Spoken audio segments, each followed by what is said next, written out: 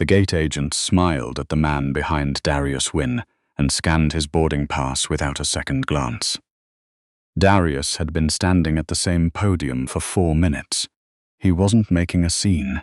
He wasn't raising his voice. He was simply standing there, holding out his phone with the boarding pass on the screen, watching the woman behind the counter.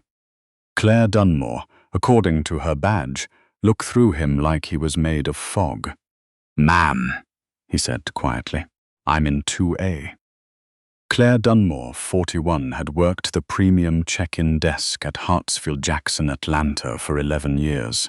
She had a way of reading passengers the moment they stepped up, the cut of the suit, the quality of the shoes, the luggage tags. She prided herself on it. Management had praised her instincts more than once. She knew who belonged in the Sapphire Lounge and who had wandered in by mistake. The man in front of her was wearing dark jeans, a plain grey crewneck, and a pair of New Balance sneakers that had seen better days. He had a single carry-on bag. No logo, no designer anything, and a calm expression that she found, for reasons she couldn't quite name, quietly irritating. "Sir, I'm going to need you to step aside."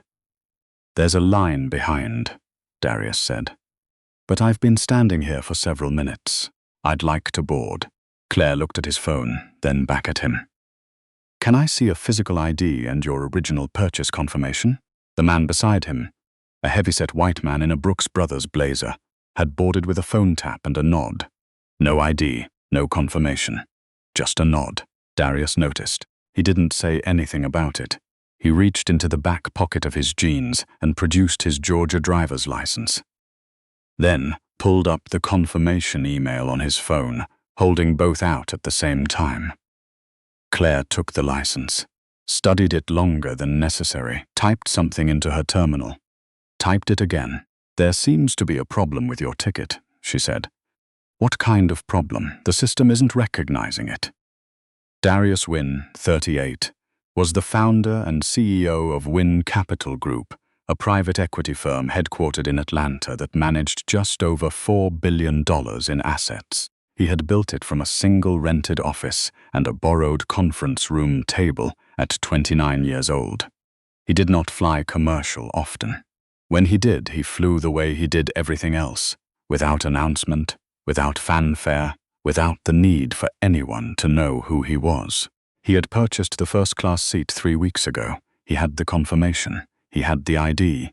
He had arrived on time. He also had somewhere to be.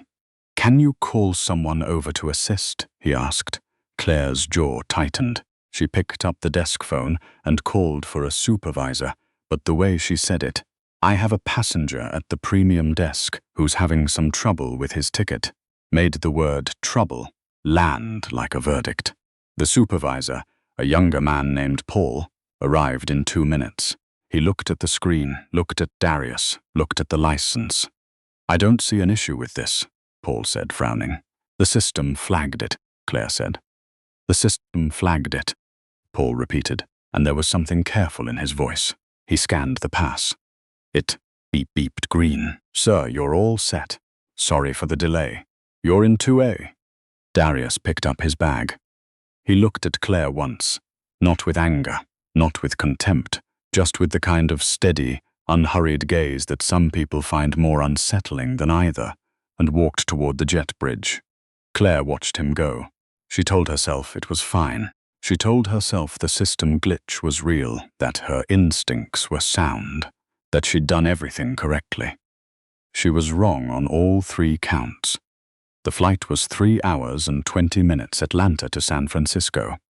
Darius took his seat, stowed his bag, and pulled out his laptop before the door had even closed. He had a board presentation in the morning, a call with a portfolio company at noon, and a dinner with 2 limited partners who had been quietly restless about the firm's latest acquisition cycle. He had a full day. He did not think about what had happened at the gate, not because it hadn't bothered him. It had, in the slow, tired way that things bother you when they've happened before and you know they'll happen again. But because he had learned, a long time ago, that the weight of it was only worth carrying if you intended to do something with it. He ordered a sparkling water. He worked. The flight passed the way most flights do when you have enough on your mind to fill the hours. It was somewhere over the Rockies that the flight attendant came by. Her name tag said Rennie. She was cheerful, attentive, refilled his water without being asked. At some point, she leaned down slightly and said, "I'm sorry about what happened at the gate, Mr. Wynn. That should not have been your experience." He looked up. She smiled, a little uncertain. "I saw it. The whole crew saw it on the camera feed before boarding. I wanted to say something." He studied her for a moment. "I appreciate that," he said. She nodded and moved on. Darius looked back at his laptop. Then he closed it, folded his hands on the tray table, and stared out the window at nothing in particular for a long time. The Meridian Grand Hotel in San Francisco had been open for 7 years. It occupied a full city block in the financial district, 42 floors of steel and glass, with a lobby that had been described in 3 separate publications as the most elegant in the western United States. It had a waiting list for weekend suites, a Michelin-starred restaurant on the 38th floor, and a reputation for the kind of seamless, intuitive service that made guests feel, from the moment they arrived, like the hotel had been expecting them specifically. What most guests did not know, what almost no one outside a small circle of investors and board members knew, was that the Meridian Grand was part of the Apex Hospitality portfolio, a collection of 14 luxury properties across the country.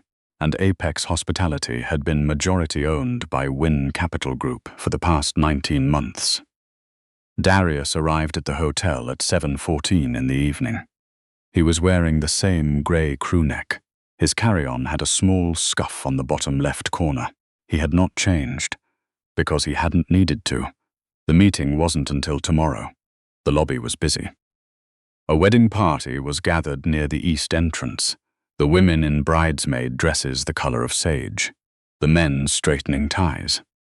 3 conference attendees in lanyards were clustered near the concierge desk. A family with 2 small children was trying to negotiate the revolving door with a stroller. Darius walked to the front desk. The man behind the counter, tall, sandy-haired with a practiced smile, was named Todd Griggs, 33, a senior front desk associate who had worked at the Meridian Grand for 4 years and had, in that time, developed a very precise mental model of the hotel's clientele. He looked at Darius, took in the crewneck, the sneakers, the unbranded bag, and the model shifted. "Good evening," Todd said. "Checking in?" "Yes, Wynn, D. Wynn." Todd typed into the terminal. His fingers paused. He typed again. "I'm sorry, I don't see a reservation under that name. It would be under Wynn Capital, the suite on 39. Todd typed, paused again. There was a very specific kind of pause. A fraction of a second too long, an almost imperceptible shading of the expression that Darius had become fluent in over the years. It meant the person on the other side of the counter had made a decision before the transaction was complete. "Sir, the suite on 39 is a corporate reservation. That's held for." Todd lowered his voice slightly, as if conferring a confidence. "For executive-level guests, I'd be happy to find you something else available tonight. We have some lovely rooms on the—" "I'm the executive," Darius said. Todd smiled in the way people smile when they are not changing their position, but would like to appear agreeable while holding it. "Of course. Do you have a corporate authorization code?" "The reservation was made through my assistant's office. She would have the code." "I have the confirmation email." "I understand. It's just—" Todd glanced past Darius at the line forming behind him. "This is a little unusual." "For whom?" The question landed quietly. Todd blinked. "I'd like the room," Darius said. "If there's a process to verify the reservation, let's do that now. But I've been traveling since this morning and I'd like to be done with this." Todd set his jaw and reached for the desk phone. He called someone, a manager, presumably, And when he came back, his tone had shifted to the specific register of service industry politeness that is really just bureaucracy dressed up in a blazer. "Mr. Wynn, I apologize for the inconvenience. Our assistant manager is going to need to come down and verify the booking before we can assign the suite. It'll just be a few minutes." Darius said nothing.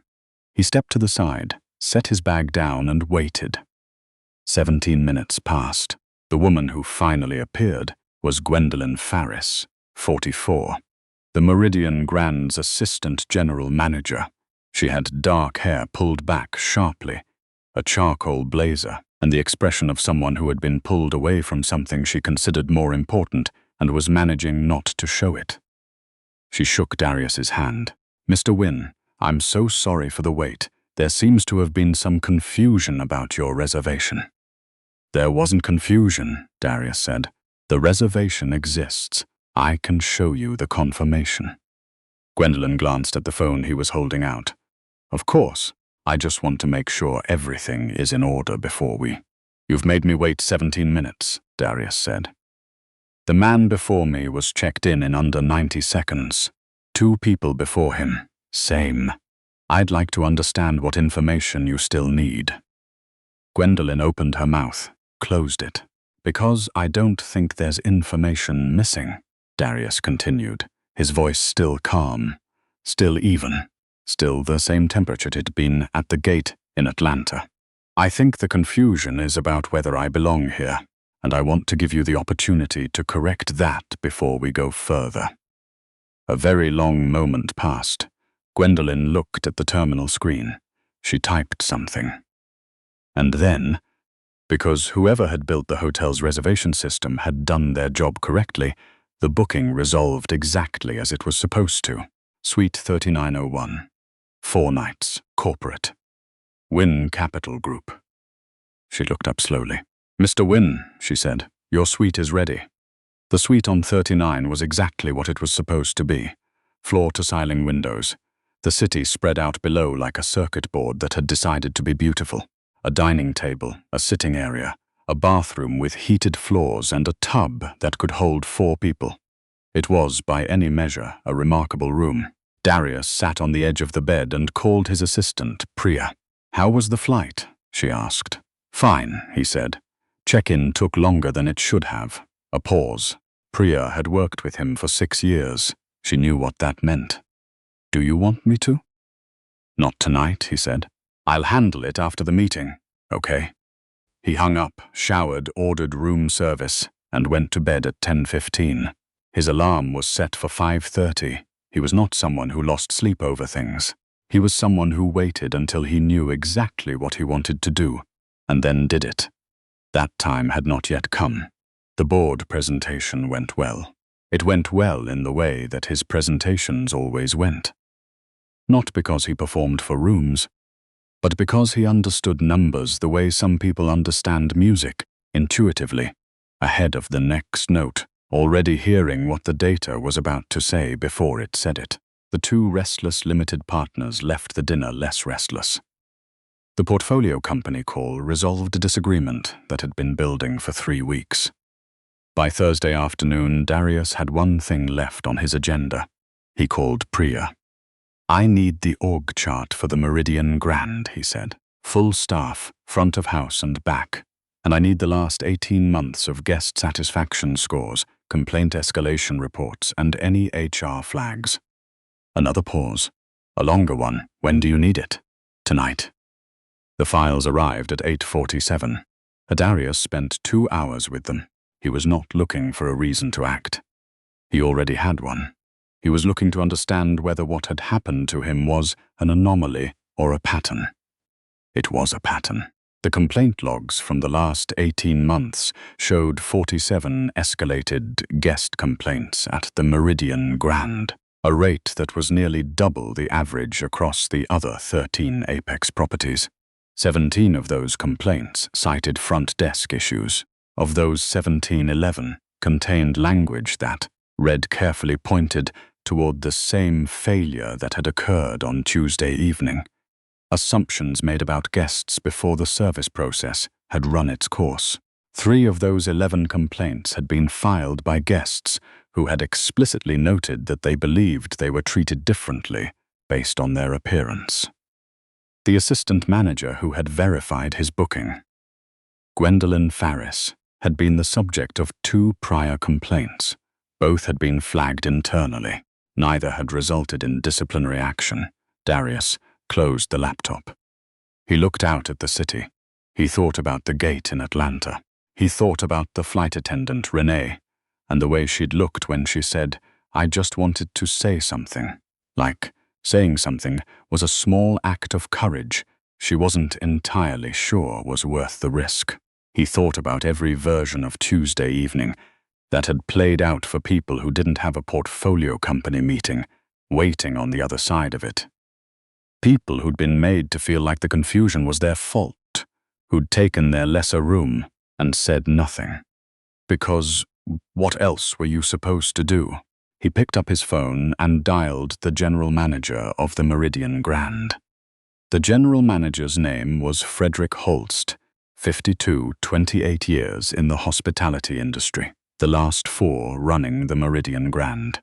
He answered on the second ring, because when the parent company called, you answered on the second ring. "Mr. Holst," Darius said, "I'd like to meet tomorrow morning, 7 a.m., conference room B. I'll need the full leadership team present." There was a beat of silence. "Of course," Frederick said. "May I ask what this is?" "Regarding service standards," Darius said, "and some specific situations I'd like to discuss." He hung up. The conference room on the second floor of the Meridian Grand had 14 chairs and a window that looked out over the hotel's interior courtyard. At 6:58 on Friday morning, every chair was occupied. Frederick Holst sat at the head of the table. Beside him, Gwendolyn Farris, hands folded, expression composed. Todd Griggs, who had not slept well, the heads of food and beverage, housekeeping, events and security. The hotel's HR director, 2 senior associates who were there because Frederick had wanted the room full. At 7 on the dot, the door opened. Darius Wynn walked in wearing a white Oxford shirt, dark trousers, and a pair of clean leather shoes. He looked like himself. He sat down at the opposite end of the table, set a single folder in front of him, and did not open it. "Good morning," he said, murmured responses. "My name is Darius Wynn. I'm the founder and CEO of Wynn Capital Group. You may know that name from your ownership documents. If you don't, I'd encourage you to review them after this meeting." The temperature in the room changed. Not dramatically. Gradually, the way a room changes when someone cracks a window in February. Todd Griggs went very still. Gwendolyn Farris blinked once slowly, and then did not blink again for a long time. "I've been a guest at this hotel since Tuesday evening," Darius continued. "I checked in at 7:14. I was in jeans and a crew neck. I had a single carry-on bag. I did not look, I imagine, like the kind of person you expect to be staying in Suite 3901. He paused. "So I wasn't treated like that person." He walked them through it, not angrily, not theatrically.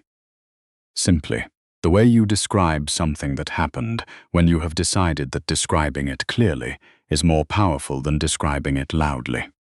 The 14-minute wait at the desk, the insinuation that the room wasn't his, the 17 minutes standing in the lobby while a manager was summoned to verify a reservation that the system had already confirmed.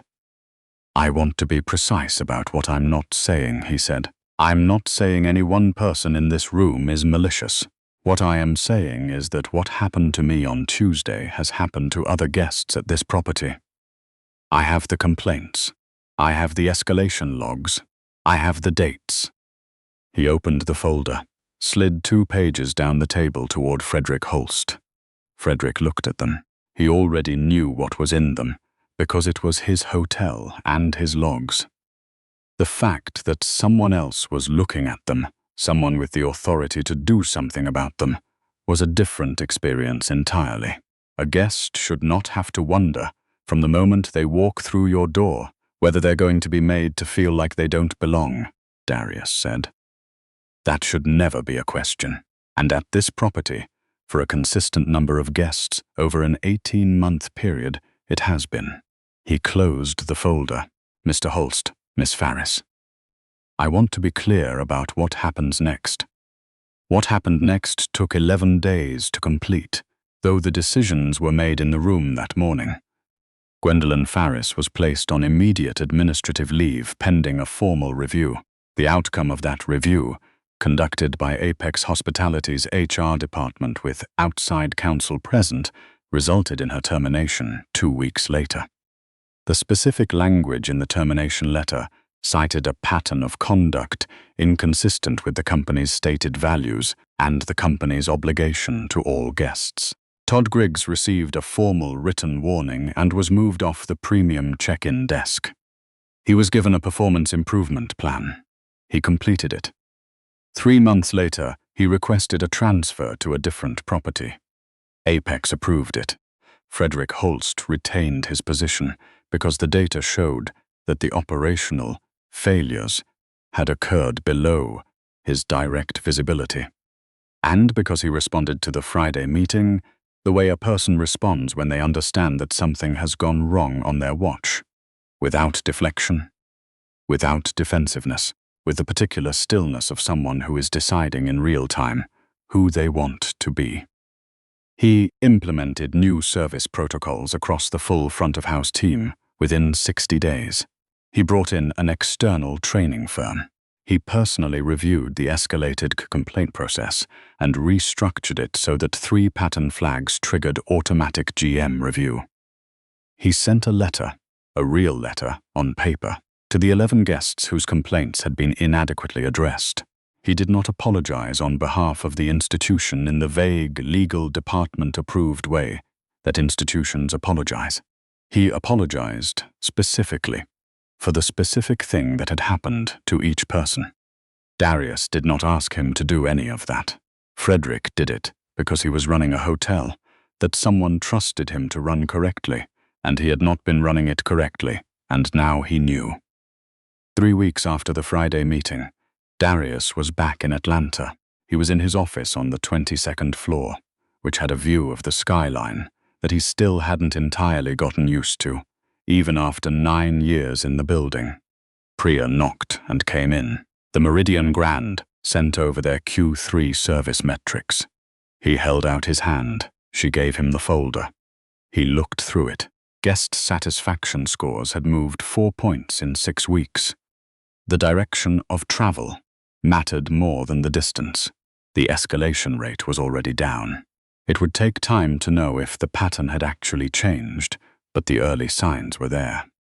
He set the folder on the desk. Also, Priya said, a flight attendant named Renee Albright reached out through the airline's corporate liaison. She said she wanted to follow up. Darius looked up. On what? She didn't say exactly. She said she'd met you on a flight a few weeks ago and just wanted to check in. He was quiet for a moment. Then, get me her contact info. I'll reach out. Priya nodded and left. He turned back to the window. The skyline sat there, unhurried, doing what skylines do, holding the shape of everything that had been built, and everything still being built, all at once. He thought about what one of his mentors had told him early in his career, when he was still trying to figure out how to carry the weight of rooms that made him feel like a question mark. You don't have to announce yourself. The work announces you. Your only job is to keep showing up. He had kept showing up. He had kept showing up in jeans and a crew neck and sneakers that had seen better days. In first-class seats and corner suites and boardrooms, full of people who had decided before he opened his mouth that he was in the wrong place. He kept showing up, and eventually the rooms caught up. That was not a story about one man's success. That was a story about what it costs when they don't, and what becomes possible when someone finally decides that the cost is too high. The city held its shape outside the glass. Darius Wynn picked up his phone and got back to work.